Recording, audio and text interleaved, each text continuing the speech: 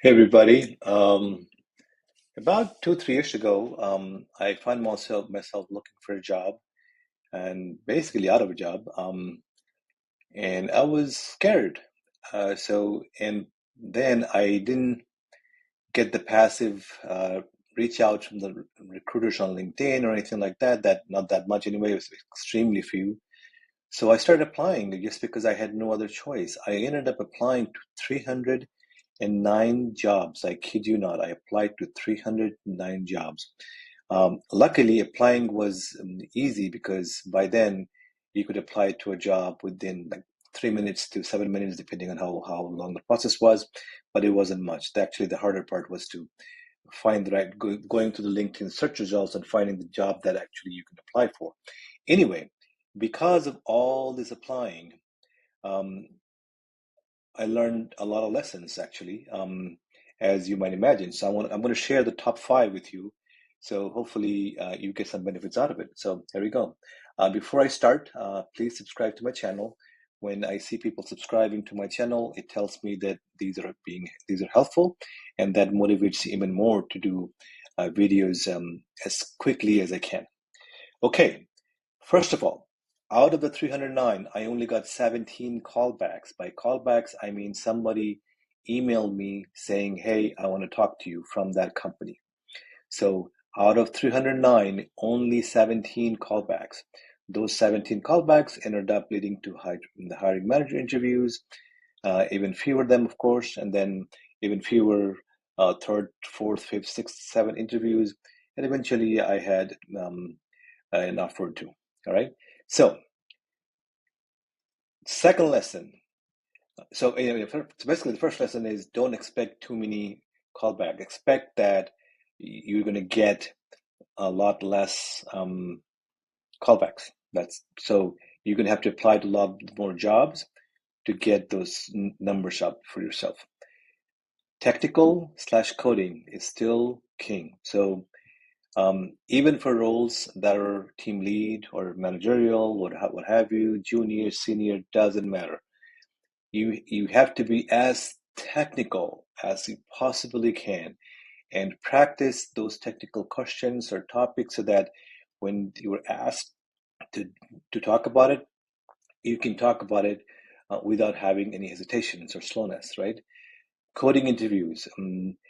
Coding interviews were not majority, but definitely common. So you'd have to do. Now, the surprising thing about the coding interview was it were mostly software type coding, like strings and math type problems and whatnot, not like Terraform or Ansible or Kubernetes YAML or anything like that.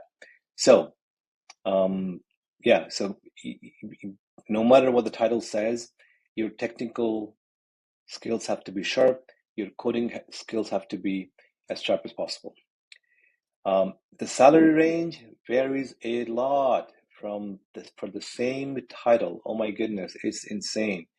The low range the high range could be double than the low range is, depending on if you go really across the spectrum, right? So, of course, the higher range, higher salary jobs were harder to get, and a lot more people applied for it. But just know that whatever your asking salary is, it probably falls somewhere in the middle, and it's just a fish market, like people would say back home. All right. Interview process is generally long, even for a senior SRE roles. Sometimes there were 7 interviews on average for a technical, like an engineer role. I would say maybe 4 to 5 interviews. If you don't count the interview with the phone call screening with the recruiter, right? For a management team lead role, now we're talking 6 or 7, right? That's just the reality of it. The last one, I got super used to it because I had the situation before where I had to apply a lot for many years. So, um, like when you get the email saying, we're not going to look into you, even though you just applied, or when you get when you don't when you're ghosted by the company or the recruiter, or if you're rejected by the recruiter, or you're rejected by the hiring manager, or you're rejected after you were doing the coding interview. This is like every day, not a problem. It's like breathing air, man.